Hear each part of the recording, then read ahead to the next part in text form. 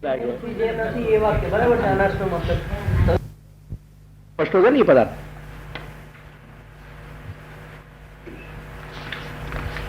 આપણા ત્યાં પુરાણોને જે એકદમ લો લેવલની ટ્રીટમેન્ટ આપવામાં આવે છે ને એ મને અનકમ્ફર્ટેબલ બનાવી દે છે.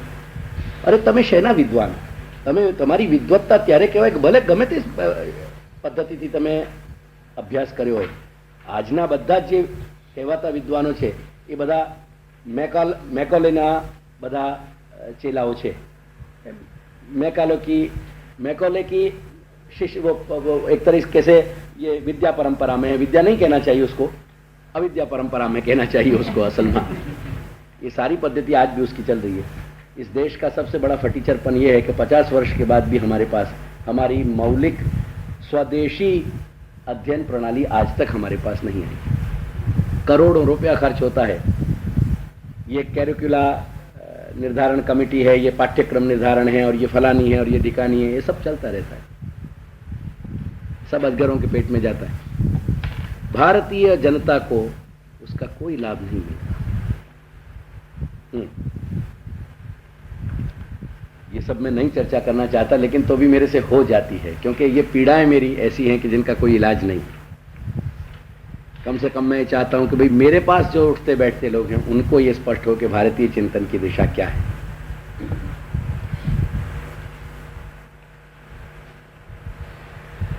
એની બીજી એક લોજિકલ ફંક્શન બતાવું ડોક્ટર. વન્સ એક વખતે તમે વિચાર કરી લીધું ને કે શબ્દ એ પ્રમાણ છે, પછી અલૌકિક શબ્દ રાશિની દરેક વસ્તુ પ્રમાણ છે. હવે એ તમને તમારી બુદ્ધિગત નથી થતી, દેટ ડઝ નોટ મીન કે એ પ્રમાણ નથી રહેતું. અને એની સામે તમને જવાબ આપું કે વૈજ્ઞાનિકો જે અત્યારે ટોચના વૈજ્ઞાનિકો છે એ બહુ સ્પષ્ટ સ્વીકારે છે કે જેટલું અમે વધારે જાણીએ છીએ એટલું જ વધુ અમે અમારા અજ્ઞાનની સીમાઓને ઓળખી શકીએ છીએ. The more and more we realize, and uncertainty today is the hallmark of science. જે વિજ્ઞાનને બહુ નિશ્ચિત જ્ઞાનનો એક કારણ માને છે આજના લગભગ જે જનસાધારણ છે એમને એટલી ખબર નથી કે એ જ વિજ્ઞાન સૌથી વધારે અનિશ્ચિતતાનો અત્યારે પોષક છે. એટલે આઈસબર્ગની જેમ જે ટીપ છે એ સાયન્સના એક્સપેરિમેન્ટ્સથી સિદ્ધ થયું છે, અને જે નીચે છે ને એના 1000 ટાઈમ્સ એ સાયન્સ પોતે કબૂલ કરે છે કે ઇટ ઇઝ ઇનએક્સપ્લિકેબલ. એની કોઈ એક્સપ્લેનેશન નથી. It is not necessary. આજે કરોડો વર્ષોના દરમિયાન ટ્રાન્ઝિશનમાં એ તો ભારતીય મનીષાને આપ ધન્યવાદ આપો, એના સાધુવાદ ગુણ આપ ગુણગાન ગાઓ કે હજી 90% ઓફ ધી લિટરેચરને એક્સપ્લેન કરી શકાય છે, 10% કદાચ આપણે નથી કરી શકતા. એનું કારણ છે કે અબજો કરોડો વર્ષના ટ્રાન્ઝિશનમાં એક્સપ્રેશનો ઘણા બધા બદલાઈ ગયા.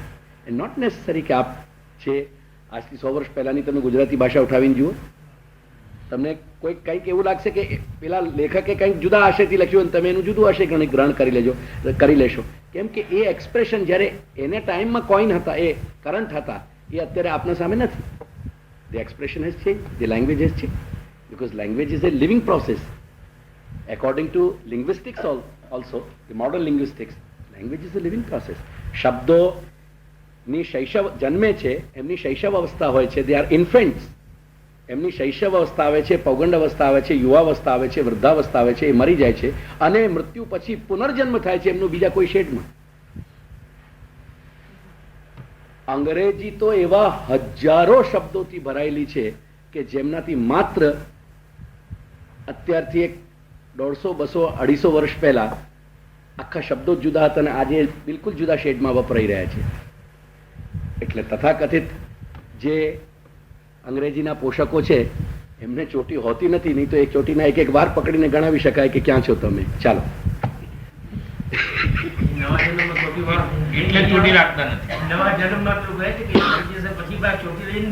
તેથી જરૂરી નથી. શ્રી અરવિંદે બહુ સુંદર બતાવ્યું છે આ એમના એક લેખમાં, બહુ સુંદર રીતે કે છે કે વેદના એક્સપ્રેશન તમે નથી સમજી શકતા, તેથી વેદ જે છે એ અપ્રમાણ થઈ ગયો. કેવી રીતે કહી શકો છો તમે? વેદના જે ડાયમેન્શન્સ છે, એની જે વ્યાપકતા છે અને એનો જે મહત્વ છે, જેટલો પોર્શન જાણી શકાય છે, જેટલો એનો ભાગ, એનાથી જ એની અતિ વિશાળતા અને અત્યંત એનું જે ગૌરવ છે એ ગૌરવ સમજાય છે. તો જે બાબત નથી સમજી શકતા એની બાબતમાં તમારી બુદ્ધિ જે વાસ્તવમાં ઇન્કેપેબલ છે એની ઇન્કેપેબિલિટીનો વિચાર નથી કરતા, અને વેદનો જે પાર્ટ જે નથી સમજાતો એને અપ્રમાણ માનવા તૈયાર થઈ જાવ છે. એ કેવી લોજિક છે? એ કેવી લોજિક છે? જે ભાગ તમને નથી સમજાતો, જે વાક્યો કે જે લખાણનું તમને અર્થ નથી તમે ગ્રહણ કરી શકતા, એની સામે એને અપ્રમાણ માનવાની જગ્યાએ તમે તમારી બુદ્ધિને ઇન્કેપેબલ કેમ નથી માની લેતા? Which is obvious. એ બહુ સ્પષ્ટ છે. Which is obvious. આ પ્રૂવ કરે છે જે આપણે વેદોમાં છે, રામાયણની હિસ્ટ્રી તરીકે હવે એ લોકોએ સંશોધન કર્યા પછી કબૂલ કર્યું. ગર્ભમાં પણ બાળકને સંસ્કાર મળે છે, એ સંશોધન કર્યા પછી હમણાં ઇંગ્લેન્ડના એક મેગેઝિનમાં આર્ટિકલ આવે છે. અને એવી જ રીતે મંગળ પર પણ જે આ જાય છે એ લોકો. છતાં રસિકભાઈ એક આમાં કરેક્શન આપને આપું કે એ કરી રહ્યા છે, દેટ્સ ફાઇન, પણ આવી તુલનાત્મક આવા પ્રયાસોથી આપણા ત્યાંનું ગૌરવ વધતું નથી, ઘટે છે. હું એવું માનું છું. કેમ કે ભારતીય કોઈ પણ આપણી સંસ્કૃતિની જે તથ્યો છે એને જ્યારે વિજ્ઞાન પ્રૂવ કરે, it's very good, it's fine, we can appreciate it.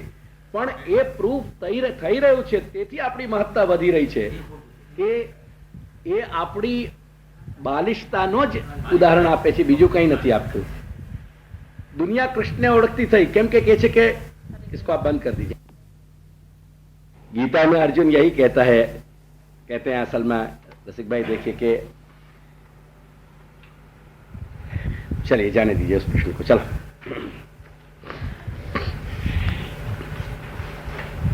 ये तो 2-3 बात समझने जैसी थी, इसलिए मैंने कहा कि खास करके पुराणों की क्या व्यवस्था है, वो कैसे उदाहरण देते हैं उनकी हर आख्यायिका. એટલે દરેક આખ્યાયિકા જે નથી સમજાતું છતાં એક સમજવાની વાત છે, અને એ પ્રમાણે એ સત્ય છે. મત્સ્યાવતારમાં નું જે કથન છે કે મત્સ્યાવતારથી વેદનું રક્ષણ કર્યું શ્રી ભગવાને, લોકો નથી એને સ્વીકારતા.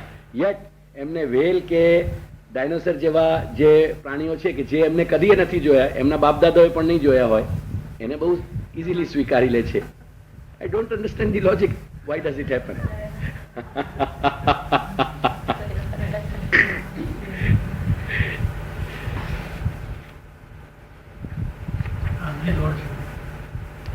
ऐसा है डॉक्टर के पक्षी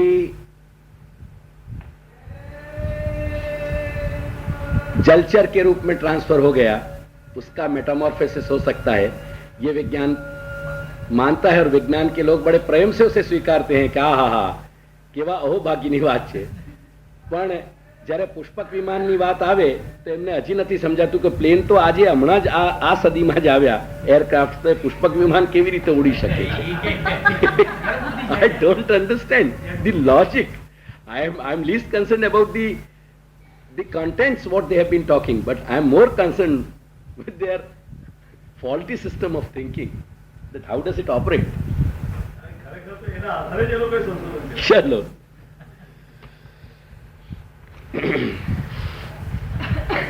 એવા બહુ આનંદના પ્રસંગો આવે છે ખ્યાલમાં. અર્થ પ્રમાણ ચતુષ્ટય શ્રુતિ સૂત્રાણી એકા કોટી. આ પ્રમાણની ચર્ચામાં ફાઇનલી હું એક વાત કન્ક્લુડ કરવા માંગુ છું. જે વાત પ્રારંભમાં આપણી થઈ પણ કદાચ આપણી વિસ્મૃતિમાં આવી જ ગઈ હશે એવું માનીને હું કહી રહ્યો છું. મારે કહેવાનો આશય વ્યંગ નહીં ગણતા, મારો એવો કોઈ આશય ન હોય, કેમ કે જે સ્થાને હું છું અને જે સ્થાને તમે છો એમાં વ્યંગનો રિલેશન નથી અસલમાં. પરંતુ હું ફરી તમને ફાઇનલ ફેઝમાં, કેમ કે હવે પ્રમાણનો પ્રકરણ લગભગ સમાપનમાં ઉપર આવી રહ્યો છે, કે પદ વાક્ય અને પ્રમાણ આ 3 વસ્તુઓ મેં આપને બતાવી હતી, એનું ફરી થોડુંક રિપીટ કરું. પદ જ્ઞાન વગર એટલે કે વ્યાકરણ શાસ્ત્ર વગર ભાષાનો વ્યવસ્થિત બોધ થઈ શકતો નથી. અને ભાષાનો બોધ ન થાય તો પદાર્થ ગ્રહણ કરવું અને પદાર્થના માધ્યમથી યથાર્થ સુધી પહોંચવું એ અશક્ય બની જાય છે. તેથી પદ શાસ્ત્રની મહત્તા આપણી દૃષ્ટિમાંથી કદીએ ઓછી થવી જોઈએ નહીં. ભલે આપણે એનો જેટલું વાક્ય પૂરતું કંઈક સમજ છે કે એનો જે જ્ઞાન છે એ આપણે બોધ પ્રાપ્ત કરતા હોઈએ એ જુદી વસ્તુ છે. દાખલા તરીકે હોય પણ અંગ્રેજીનો કોઈ વાક્ય એક હોય એ વાક્યમાં જે કંઈક શબ્દ કે જે પ્રક્રિયા આવી છે એ આખી પ્રક્રિયાને જ ખાલી સમજાવવામાં આવે કે ભાઈ જો આ વાક્યમાં આટલા શબ્દ છે ને આ શબ્દોનો આ અર્થ થાય છે, તો એ વાક્ય પૂરતા જે શબ્દો છે એટલી પણ વાતને ખ્યાલમાં લઈને એક વ્યક્તિ એની એ વાક્યનું અર્થ, એ વાક્યનું ઘટન એટલે કે એનું જે સિન્ટેક્સ છે આખું નું જે પ્રકાર છે વાક્ય ગઠનનું પ્રકાર, એ વાક્ય ગઠનના પ્રકારને સમજી શકે છે અને એનાથી એ એની ગંભીરતાને પણ ગ્રહણ કરી શકે છે. તો આજે આપણે બધા અહીંયા બેસ્યા છીએ, તમે લોકો વ્યાકરણથી પરિચિત નથી, એ કંઈક એમાં કંઈક કોઈ ગંભીર દુર્ઘટના નથી. કેમ કે આપણે જેટલું અપેક્ષિત એનો જે આખા એના જે રિલેશન્સ છે, એના જે સંબંધ છે એનું લગભગ વિચાર કરીને ચાલી રહ્યા છે. પરંતુ આપણને વસ્તુ બહુ વ્યવસ્થિત સમજાવવી જોઈએ, સમજમાં આવવી જોઈએ કે વ્યાકરણ શાસ્ત્રનું મહત્વ કેટલું છે. કે જ્યાં સુધી આપણે વ્યાકરણ શાસ્ત્રની સૂક્ષ્મતાઓને ખ્યાલમાં ન લઈએ ત્યાં સુધી વાક્યનું એટલે પદ અને વાક્યનો અર્થ સમજવું એ ખૂબ મુશ્કેલ છે. તેથી પ્રમાણની કોઈ પણ વ્યવસ્થામાં પદશાસ્ત્રનું એટલે કે વ્યાકરણ શાસ્ત્રનું પણ અટમોસ્ટ કોન્ટ્રીબ્યુશન છે, એનું ખૂબ જ મહત્વ છે. એવી જ રીતે જ્યારે આપણો એજન્ડા, કેમ કે વેદ, ગીતા, સૂત્ર અને શ્રીમદ ભાગવત અને અલૌકિક શબ્દ રાશિ છે, એના સૌથી મૂળમાં વેદ રહેલું છે. એટલે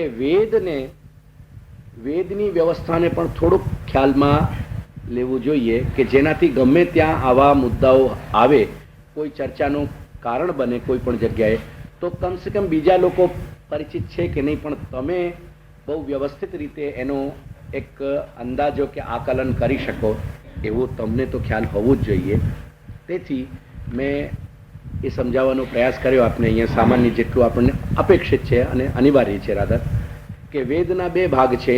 પહેલો ભાગ જેને પૂર્વકાંડ કહેવાય છે, જેને બીજું નામ સંહિતા પણ અપાય છે,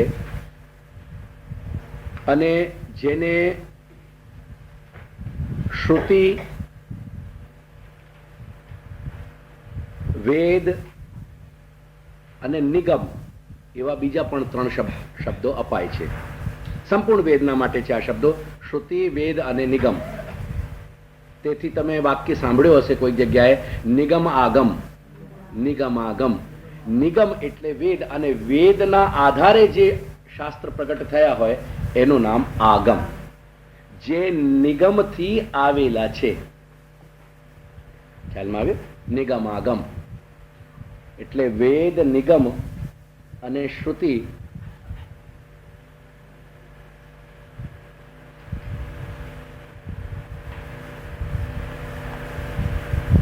એનો એક બીજો પણ નામ છે આમનાય, પણ એ લખી દો પણ બહુ ખ્યાલ નહીં રહે. એટલે અને એના 2 ભાગ છે, પૂર્વકાંડ અને ઉત્તરકાંડ. પૂર્વકાંડને જ સંહિતા ભાગ કહેવાય છે અને ઉત્તરકાંડને વેદાંત કહેવાય છે. બીજી રીતે વેદના બીજા 4 ભાગ આપ લખી રાખો: સંહિતા, બ્રાહ્મણ, આરણ્યક અને ઉપનિષદ.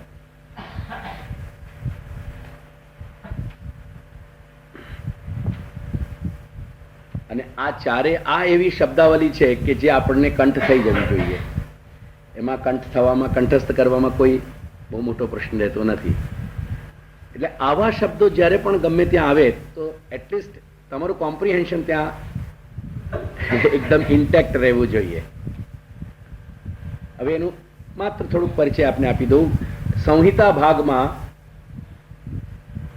ધર્મ ડેશ કરીને કર્મ લખી લો. એ ધર્મ અથવા કર્મની વ્યવસ્થા સંહિતા ભાગમાં આપવામાં આવી છે. કર્મ શબ્દ એક અગેન પારિભાષિક અર્થમાં હું કહી રહ્યો છું. Karma means not any activity is not equal to karma. અને એટલીસ્ટ તમે જે સત્રાર્થીઓ છો એ એટલો વિવેક જાળવજો કે ગમે તે સંદર્ભને આપણે કર્મણ્ય એવા અધિકારસ્તુમાં ફલેષુ કદાચન જેવા વાક્યો આપણે ન મૂકી દઈએ. કર્મ એ જ ક્રિયાનું નામ છે કે જે વેદથી વિહિત હોય.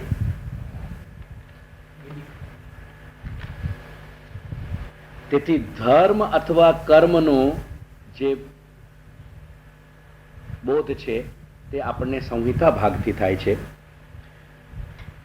એ ધર્મ અને કર્મમાં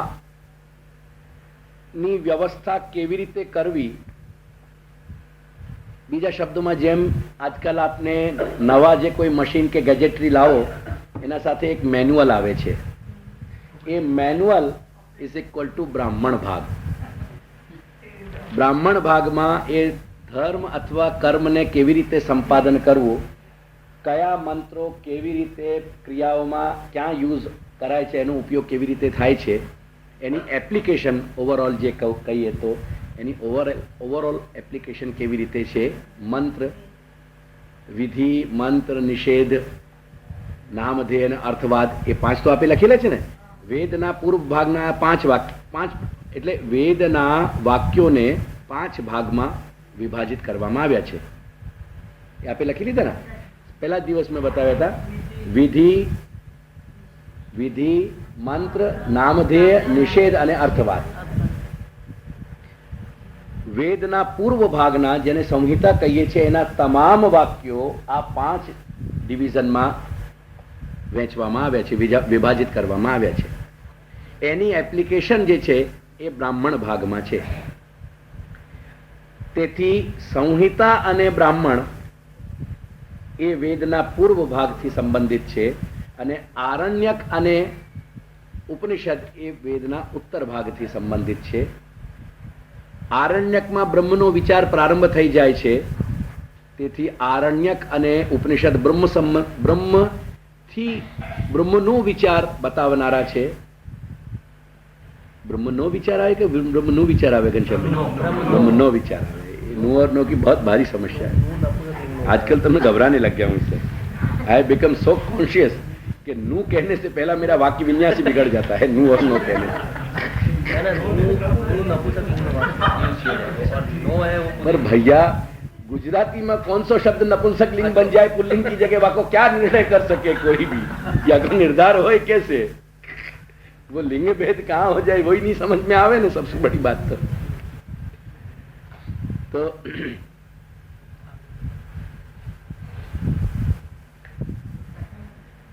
આરણ્યક અને ઉપનિષદે બ્રહ્મનો ત્યાં વિચાર પ્રારંભ થાય છે.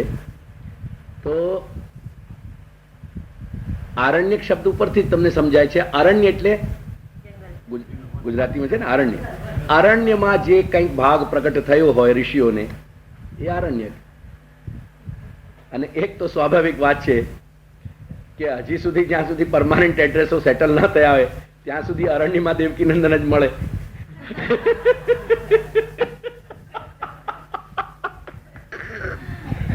पुष्पदन मोहब्बत से कह रहा हूं.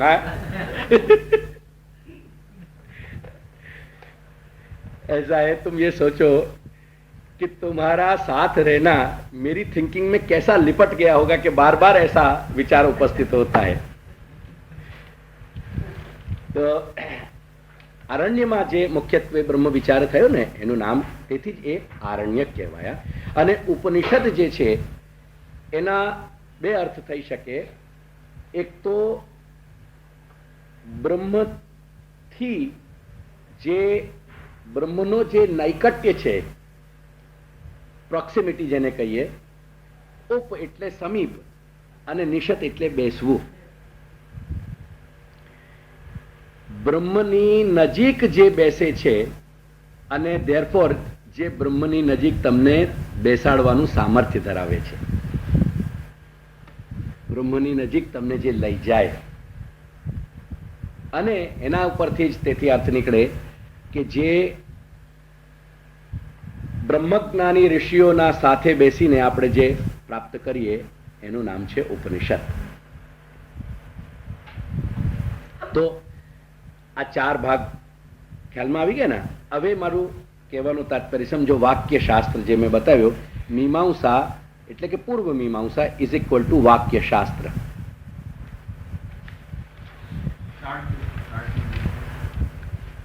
હવે મારા શબ્દો ઉપર થોડુંક ધ્યાન આપી દો. વાક્યો પૂર્વ મીમાંસા એટલે વેદના પૂર્વ ભાગમાં અસંખ્ય વાક્યો મળે. આજે તો વેદની શાખાઓ ઘણી ઓછી રહી ગઈ. આવિર્ભૂત અવસ્થામાં ઘણી બધા વેદના ભાગ તો તિરોહિત થઈ ગયા. એટલે વેદની જે વિપુલ રાશિ છે એ વિપુલ રાશિમાં જે આદિ અનાદિકાળથી જે વેદ આપણી સામે ઉપસ્થિત છે એના વચનોનો અર્થઘટન કેવી રીતે કરવો. કેમ કે કાલાંતરમાં જે જીવ ચેતના છે એમાં ઘણા બધા ઉચ્ચાવચન આવી રહ્યા છે, ઘણા બધા એમાં જે આખા પરિવર્તનો છે એ ઘટિત થઈ રહ્યા છે. તેથી પૂર્વ મીમાંસા, મીમાંસા શબ્દનો એક્ઝેક્ટ મિનિંગ છે પૂજિત વચન.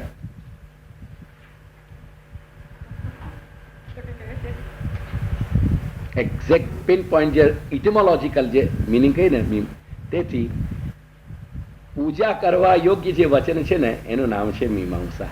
कैसा सुंदर नाम है, देखो आप, हैं? It's the beauty of the word.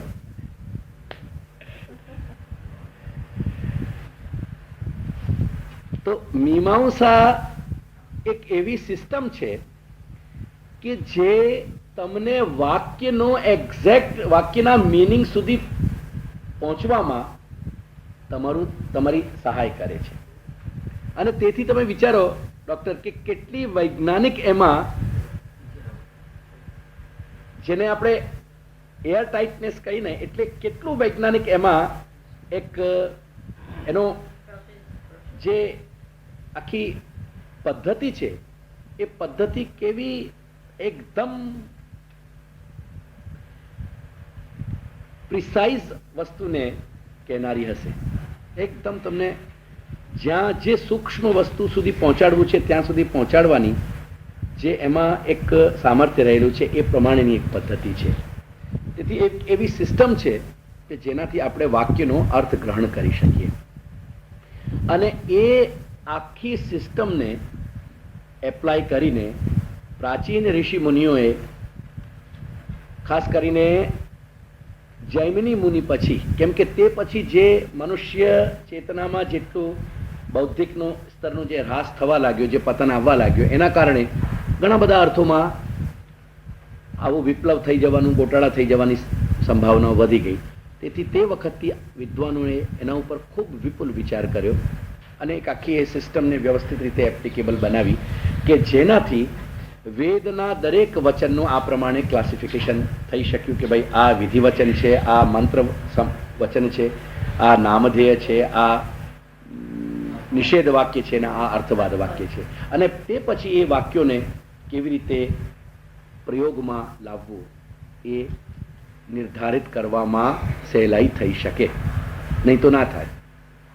તેથી વાક્ય વિચાર, કોઈ પણ વાક્યનો શું અર્થ છે અને તે અર્થ પ્રમાણે તે વાક્યની એપ્લિકેશન કેવી રીતે ક્યાં થાય, એ વાક્યને ક્યાં મૂકવું. જેને ઉદાહરણ આપું આપને કે બાળકોના, હવે મને ખબર નથી પણ પહેલાં એવા રમકડાઓ આવતા કે જેના નાના નાના પીસ બધા કરીને તમે મૂકી દો એટલે એની સામે, અને પછી બાળકને કહો કે બધાને ગોઠવે. એટલે એવા અનેક વાક્યોને to place that particular sentence in its own place, એ જે આખું કાર્ય છે એ મીમાંસાનું કાર્ય છે. અને તેથી મીમાંસા વગર વેદમાં ગતિ ન થઈ શકે. તેથી મીમાંસા પણ અત્યંત અનિવાર્ય શાસ્ત્ર છે. બે વસ્તુ થઈ, પદશાસ્ત્ર એટલે કે વ્યાકરણ અને વાક્યશાસ્ત્ર એટલે મીમાંસા. તેથી મીમાંસાનું કદીએ તમે એને અંડર એસ્ટિમેટ નહીં કરતા, એનું મૂલ્યાંકન કરવામાં કોઈ દિવસે પણ આપણાથી ભૂલ ના થવી જોઈએ. મીમાંસા એક ખૂબ જ ગંભીર શાસ્ત્ર છે અને માઇનસ મીમાંસા આપણે વેદના શબ્દોનું અર્થઘટન કરવામાં સમર્થ નહીં બનીએ. એવી જ રીતે પૂર્વ ઉત્તર મીમાંસામાં છે. તેથી જ એક પ્રસંગોપાત બીજો તથ્ય તમારી સામે મૂકું. તમે આ જે વિચાર કરશો ગ્રંથોનું, આ ગ્રંથોમાં હજી તો મેં જાણી જોઈને પેલો બંચ ઝીરોક્સ કરાવીને મૂકી રાખ્યું છે, પણ અમે તમને હજી એની એક્સરસાઇઝ નથી કરાવી. પણ નેક્સ્ટ ટાઈમ હું ડેફિનેટલી એને પ્લેસ કરીશ અને ફરીથી આ આપણી જે 8મી કારિકા છે એને ફરીથી આપણે જોઈશું, પ્રમાણવાળી જે કારિકા છે. અને એમાં આ પૂર્વ મીમાંસાની જે એપ્લિકેશન છે એનું જે કોન્ટ્રીબ્યુશન છે, એનું જે યોગદાન છે એને સમજાવીશ. કહેવા હું એવું માગું છું કે આ ગ્રંથોના અભ્યાસના દરમિયાન તમને પૂર્વ મીમાંસાના ન્યાય એટલે જેને અંગ્રેજીમાં તમે કહો છો એફોરિઝમ, હવે એને ગુજરાતીમાં તમે શું કહો છો? સૂક્તિ કે કહાવત કે કંઈક એવું કહી શકાય. સૂક્તિને તમે શું સૂક્તિ જ કહો, શું કહો? સૂક્તિ ને પણ સૂક્તિ, પરંતુ એ સૂક્તિ છે ને માત્ર કોઈ વસ્તુને સમજવા કે એનું મહત્વ જાણવા પૂરતું જ નહીં, પરંતુ એના ઉદાહરણથી અર્થઘટનમાં ઘણો બધો ફેર આવી જાય. એટલે કાંક તો એની એપ્લિકેશનથી જે અર્થ કરી રહ્યા છે ને જે કોન્ટેક્સ્ટમાં આપણે જે સંદર્ભમાં એને આપણે કોટ કરી રહ્યા છીએ, જ્યાં એનું પ્રમાણ આપી રહ્યા છીએ, એનું ઉદાહરણ આપી રહ્યા છીએ, એ ઉદાહરણ જ્યાં આપી રહ્યા છીએ, કાંક તો એ જે બાબતમાં એ દૃષ્ટાંત આપીએ છીએ એ દાર્ષ્ટાંતિક બાબત એના આધારે ખોટી છે અથવા સાચી છે, એટલો બધો ફેર પડે. એટલે પૂર્વ મીમાંસાના જે ન્યાય એટલે કે પૂર્વ મીમાંસાના જે સેટલડ ફેક્ટ્સ, એને એવું તમે કહો, એને સેટલડ ફેક્ટ્સ કહો, કે જે પૂર્વ મીમાંસાની વાક્ય વિચાર પદ્ધતિની કસોટી ઉપર જેમને ખૂબ ઘસીને જેના યથાર્થનો નિર્ણય થઈ ગયો છે. મારું આ વાક્ય ખ્યાલમાં આવ્યો? પૂર્વ મીમાંસાની જે આખી સિસ્ટમ છે વાક્ય અર્થઘટન કરવાની, એવી કસોટી ઉપર જે વાક્યોને ઘસીને અને જેના યથાર્થનો નિર્ણય થઈ ગયો છે, એવા જે સેટલડ ફેક્ટ્સ છે, એ સેટલડ ફેક્ટ્સના ઉદાહરણ આ ગ્રંથોમાં કોઈ પણ ફેક્ટને પ્રૂવ કરવામાં ઉદાહરણની રીતે ઘણી બધી જગ્યાએ આવશે. અને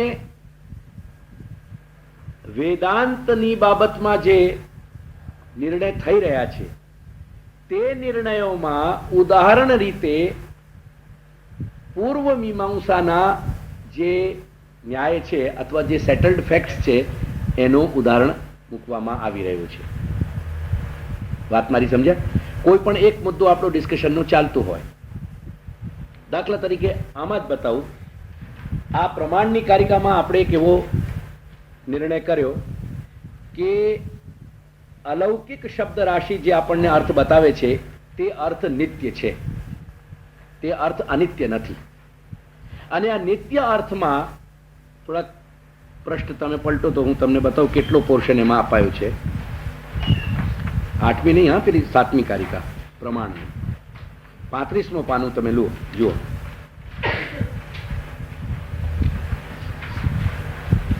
પાંત્રીસમાં પાનામાં જે મેં તમને ઉદાહરણ આપ્યા, ગ્રાવાણ પ્લવંતે, એ વાક્ય તમને મળે છે ઉપરથી 5મી 6ઠ્ઠી પંક્તિ છે, મળે છે ને? ઠીક છે ને? હવે ત્યાંથી જે આખું ડિસ્કશન શરૂ થયું છે ને એ આખું પાનું 35મું, 36મું આખું પાનું અને 37મું આખું પાનું. ખ્યાલમાં આવ્યું? આટલા આ અઢી પૃષ્ઠ માત્ર મીમાંસાના જ ઉદાહરણો આમાં આપ્યા છે ન્યાય. અને એ ન્યાય આપીને એવું સમજાયું છે કે પૂર્વ મીમાંસામાં પણ જે મુદ્દો છે એ વેદ વાક્યોનો અર્થ નિત્ય છે કે નહીં એવો એક મુદ્દો હતો. અને એ મુદ્દો સેટલ કરવા માટે અર્થવાદ જે વાક્યોનું વિભાજન છે એ અર્થવાદને ઇસ્યુ બનાવીને આખું એક ટોપિક ક્રિએટ કરવામાં આવ્યું છે, ત્યાં અર્થવાદાધિકરણ. અને એ અર્થવાદાધિકરણમાં જેટલા પણ સૂત્રો છે લગભગ 20, એ 20 સૂત્રોની ના આધારે એવું સેટલ કરવામાં આવ્યું કે વેદની વાણી એ અલૌકિક શબ્દ રાશિ છે અને એ અનધિગતાર્થ અર્થને બતાવનારી છે અને એમાં બતાવેલા અર્થ બધા નિત્ય છે. ખ્યાલમાં આવી મારી વાતને? આવા તમામ એ 20 સૂત્રોના માં કહેવામાં આવ્યું, એક સંપૂર્ણ અધિકરણ બતાવવા એનો જુદો પાડ્યો. એ સંપૂર્ણ અધિકરણને અહીંયા પુરુષોત્તમજી મહારાજ પ્રમાણમાં એટલે એના ઉદાહરણમાં આપે છે. અને એ ઉદાહરણ એટલા માટે આપ્યું છે કે જુઓ, વાક્યનો નિર્ધાર કરવા માટે જે એક સ્વતંત્ર શાસ્ત્ર છે મીમાંસા, એ મીમાંસાએ સંપૂર્ણ અધિકરણના આધારે એવું નિશ્ચય કરી દીધું છે કે અહીંયા વેદના જે વચન છે એ અલૌકિક શબ્દો છે. એ અલૌકિક શબ્દો નિત્ય અર્થને કહેનારા છે અને એમાં અનધિગતાર્થ ગંતૃત્વ એટલે લોક અનધિગતાર્થ ગંતૃત્વપણાથી જ પ્રમાણ છે, આવું ત્યાં સિદ્ધ કરી દીધું છે. ધેરફોર આ પણ વેદનો ઉત્તર ભાગ છે. જેમ ત્યાં વેદનો પૂર્વ ભાગ છે એવી રીતે અહીંયા વેદનો લેટર પાર્ટ છે, ઉત્તર ભાગ છે. અને ઉત્તર ભાગમાં અમે જે પ્રમાણ વ્યવસ્થા બતાવી રહ્યા છીએ એ પણ પ્રમાણ વ્યવસ્થા એ જ છે કે વેદના વચન અલૌકિક છે અને એમાં લોક અનધિગતાર્થ ગંતૃત્વ પ્રમાણે તરીકે એમાં પ્રમાણતા આવે છે, એટલે પ્રમાણપણું આવે છે અને એ અલૌકિક નિત્ય અર્થનો જ્ઞાપક છે. ખ્યાલમાં આવી મારી? આપણી વાત ફક્ત આટલા પોર્શનમાં કહેલી છે, એક પેરેગ્રાફ જેટલી જગ્યા, અને આપણી વાતને પ્રૂવ કરવા માટે પૂર્વ મીમાંસાના માટે 2.5 પૃષ્ઠ આમાં આપેલું છે. તેથી સમજો કે પૂર્વ મીમાંસાની જે વાક્યનું અર્થ એટલે વાક્યાર્થ નિર્ધારણ પદ્ધતિમાં કેટલો પુષ્કળ વિચાર હશે અને એનું મહત્વ કેટલો ઇનઓર્ડિનેટ હશે. તેથી આ વાતને ખ્યાલમાં રાખજો કે જ્યારે પણ પૂર્વ મીમાંસાના સંદર્ભ આવે એ સંદર્ભો આપણને ગંભીરતાથી સમજવા જોઈએ, in order to understand hour on theme, આપણી પોતાની થીમ સમજવા માટે. Is it clear? આ વાક્ય પ્રમાણની વાત થઈ જે હું કન્ક્લુઝનમાં કહેવા માંગતો હતો. હવે રહ્યું પ્રમાણ શાસ્ત્ર. હવે પ્રમાણ શાસ્ત્ર જે છે ને એનું પણ થોડુંક પરિચય સમજી લો.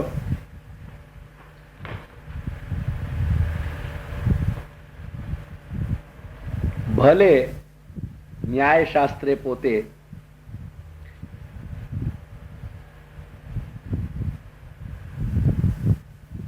પ્રત્યક્ષ, અનુમાન, શબ્દ, ઉપમાન અને શબ્દ આ 4 જ પ્રમાણ માન્યા છે.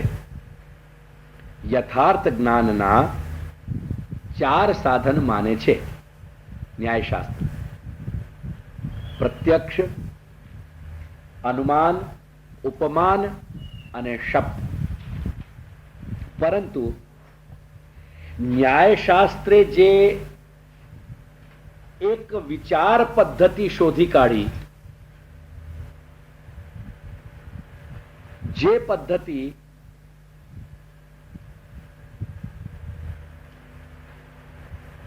જેને અંગ્રેજીમાં ફેલાસી કહો છો તમે, એ ફેલાસી પ્રૂફ જેને કહીએ એવી એક વિચાર પદ્ધતિ ન્યાયશાસ્ત્ર આપણને બતાવે છે કે જેમાં વિચારની પરસ્પર જે સંગતિ કે સંબંધ છે એટલું બધું સુવ્યવસ્થિત હોય કે એમાં ભૂલ થવાની કોઈ પણ જાતનું અવકાશ ન મળે. જેને બોલચાલની ભાષામાં આપણે અંગ્રેજીનો શબ્દ જે ફૂલ પ્રૂફ મેથડ કહીએ છીએ એ પ્રમાણે.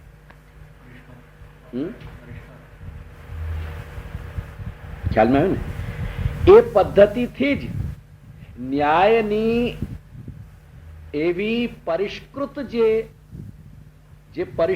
જે વિચાર પદ્ધતિ છે એના આધારે જ જો વાસ્તવમાં વિચાર કરવા જઈએ તો એના નિયમોથી જ એવું સિદ્ધ થઈ જાય છે કે વાસ્તવમાં પ્રમાણ તો અલૌકિક શબ્દ રાશિ જ હોઈ શકે.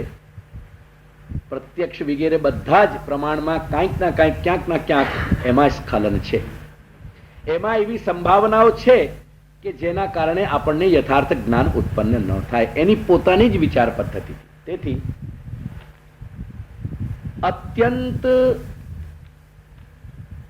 એમ પરિશુદ્ધ જેને કહીએ, જેનું શોધન કરાયેલું છે, એવું પરિશુદ્ધ શોધન કરાયેલી જે ચિંતન પ્રણાલી છે કે જે ચિંતન પ્રણાલીના નિયમોથી વિચારોની શૃંખલામાં કોઈ પણ અસંબદ્ધ અથવા અસંગત કડી બેસાડી શકાતી નથી, અને કદાચ બેસેલી હોય તો એ તરત જ તમારી દૃષ્ટિમાં આવશે એ પદ્ધતિથી વિચારતા, અને તમે दूर કરી શકશો. जैसे वो छालनी में इत्यादि में सब अपन जैसे बीनते चुनते नहीं है और उसमें से सारे कंकड़ों को निकाल देते हैं और अनाज के दानों को रख लेते हैं, ऐसी एक बहुत ही सुगठित और सुसंयोजित पद्धति का नाम है न्याय चिंतन प्रणाली. अपन न्याय शास्त्र के बहुत विचार में इस समय नहीं जा रहे कुछ भी कि न्याय शास्त्र क्या है.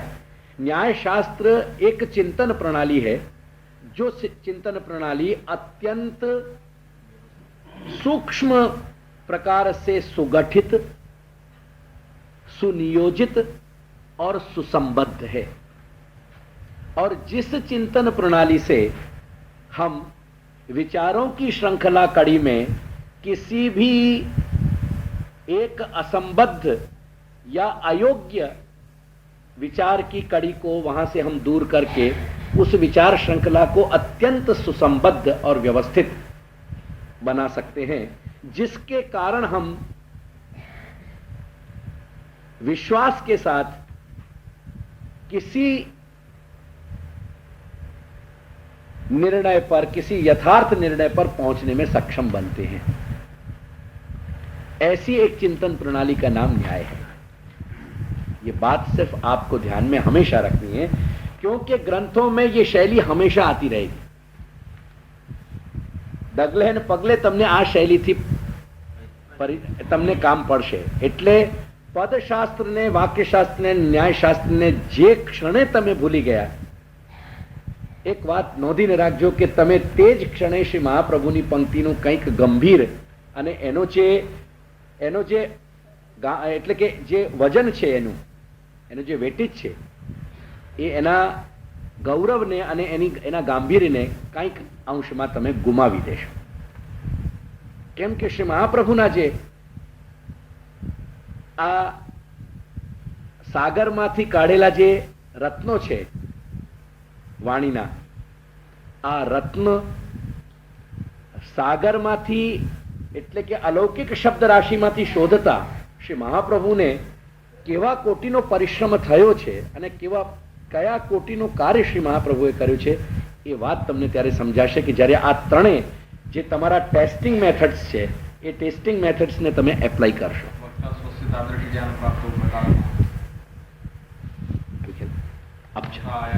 अभी क्या, मुझे जब तक ये नहीं कह रहा था तब तक मुझे संतोष नहीं था कि अपन बात सही कह रहे हैं.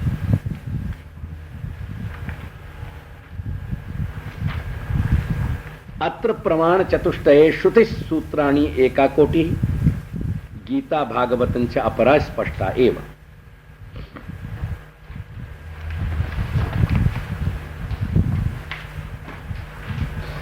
अत्र એટલે આ પ્રમાણના પ્રસંગમાં, અત્ર એટલે આ પ્રમાણના પ્રસંગમાં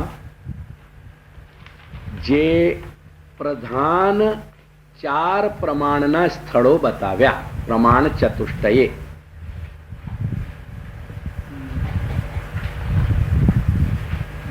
બરાબર છે? તેની એ મુખ્ય 4 સ્થળોની બાબતમાં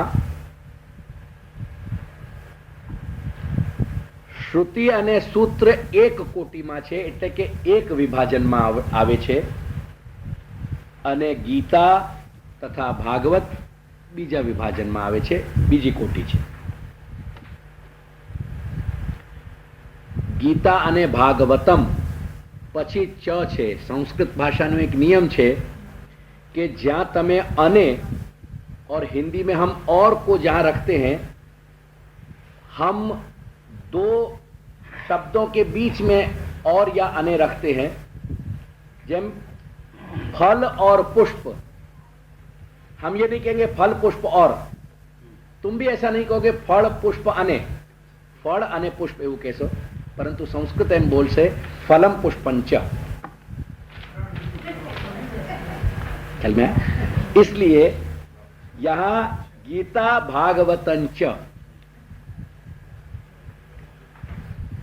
ખ્યાલમાં આવ્યું?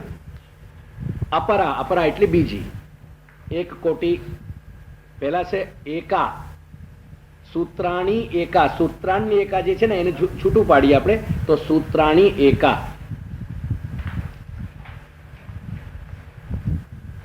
હવે શા માટે એવું છે એ સમજી લો. કેમ કે મેં તમને હમણાં જ સમજાવ્યું કે વેદમાં પૂર્વ કાંડમાં જે વાક્યોની બાબતમાં સંદેહ થઈ રહ્યા હતા, એ સંદેહને દૂર કરવાની જે મેથોડોલોજી પ્રગટ કરવામાં આવી, એ મેથોડોલોજીનું નામ છે જૈમિની સૂત્રો. મીમાંસા, જે મીમાંસા મીન્સ જૈમિની સૂત્રો, એનું નામ પૂર્વ મીમાંસા. અને એવી જ રીતે ઉત્તર મીમાંસા વેદાંતના વચનોની બાબતમાં જ્યાં પણ સંદેહ હતો એને દૂર કરવા માટે શ્રી વ્યાસજીએ જે સૂત્ર રચ્યા એનું નામ છે બ્રહ્મસૂત્ર. એ બ્રહ્મસૂત્ર ઉત્તર મીમાંસામાં વાક્યોનો વિચાર છે, જેમ પૂર્વ મીમાંસાના એટલે વેદના પૂર્વ ભાગના વાક્યોનો વિચાર પૂર્વ મીમાંસા છે, એવી જ રીતે વેદના ઉત્તર ભાગ એટલે કે વેદાંતના ઉત્તરકાંડના વાક્યોનો વિચાર જે છે એનું નામ ઉત્તર મીમાંસા છે. તેથી એક વાત હવે બહુ સ્પષ્ટ રીતે તમને જણાય છે ને, બ્રહ્મસૂત્રો કોનાથી રિલેટેડ છે? ગીતા ભાગવતથી રિલેટેડ છે કે વેદથી રિલેટેડ છે ને શ્રુતિથી રિલેટેડ છે? જો કે તમને એક પ્રશ્ન થવું જોઈએ કે જ્યારે પૂર્વનો સંદેહ ઉત્તરથી દૂર કરવો જોઈએ તે સંદર્ભમાં વેદનો સંદેહ ગીતાથી દૂર કરવો એવું બતાવેલું હતું. બરાબર ને? તેથી વેદ અને ગીતા એ એક કોટીમાં કેમ ના ગણ્યા? એવો પ્રશ્ન થવો જોઈએ ને? ના આવી મારી વાત ખ્યાલ? વેદનો સંદેહ જો ગીતા દૂર કરે અને ગીતાનો સંદેહ જો શ્રુતિ દૂર કરે, અરે સૂત્ર, અને સૂત્રના સંદેહને ભાગવત દૂર કરે, તો વેદ અને ગીતા એક કોટીમાં આવવા જોઈએ ને, એક ડિવિઝનમાં? નહીં બેટા. એટલે કોટી આ વિભાજન એટલા માટે થયું કે સૂત્ર, શ્રુતિ અને સૂત્રનો સબ્જેક્ટ એક જ છે, એનો એજન્ડા બિલકુલ આઈડેન્ટિફાઈડ છે. કેમ કે સૂત્ર વિચાર કરી જ રહ્યા છે વેદનું, શ્રુતિઓનું. સૂત્ર જે છે એ ગીતાનો વિચાર નથી કરતા. તેથી કહેવાનો તાત્પર્ય મારું શું થયું કે સંદેહ નિવારક ગીતા છે, પણ સંદર્ભ નિવારણ કરતા એ સૂત્રો છે. ખ્યાલમાં આવ્યું? શ્રુતિ વચનોનો સંદર્ભ એ સૂત્રો સાથે રિલેટેડ છે અને શ્રુતિ વચનોનો સંદેહ એ ગીતા સાથે રિલેટેડ છે.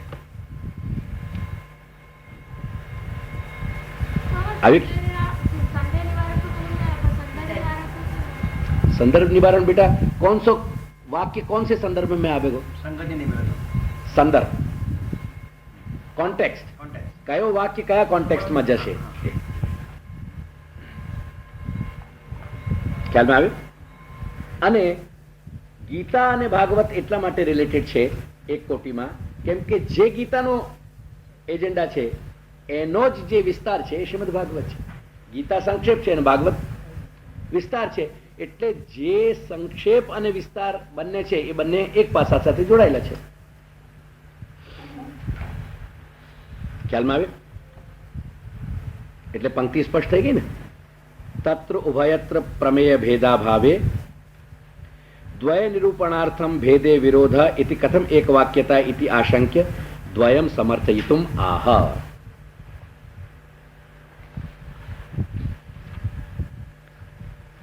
હવે કે છે કે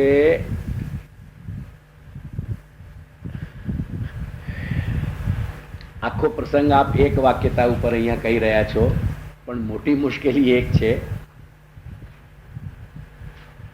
કે વેદમાં બે ભાગ છે અને એકનો વિષય છે ધર્મ અને એકનો વિષય છે બ્રહ્મ.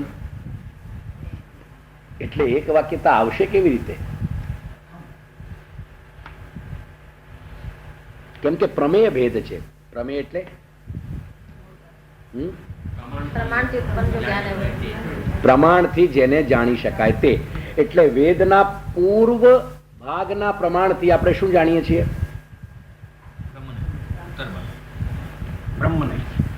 વેદના પૂર્વ ભાગથી, સંહિતા ભાગથી આપણે શું જાણીએ છીએ? ધર્મ. એટલે સંહિતા ભાગ પ્રમાણ થયો અને એનો પ્રમેય શું થયો? પૂર્વ ભાગનો પ્રમેય શું છે? પૂર્વ ભાગથી આપણે શું જાણીએ છીએ? ધર્મ. પૂર્વ ભાગથી આપણે ધર્મ જાણીએ છીએ ને ગણપત? હા, બસ એમ બોલો. એ રીતે શું છે કે સંગતિ બેસવી જોઈએ આપણે. પૂર્વ ભાગનો પ્રમેય છે ધર્મ અને ઉત્તર ભાગનો પ્રમેય છે બ્રહ્મ. તેથી શ્રી મહાપ્રભુની પંક્તિ છે પ્રમેય ભેદા ભાવે.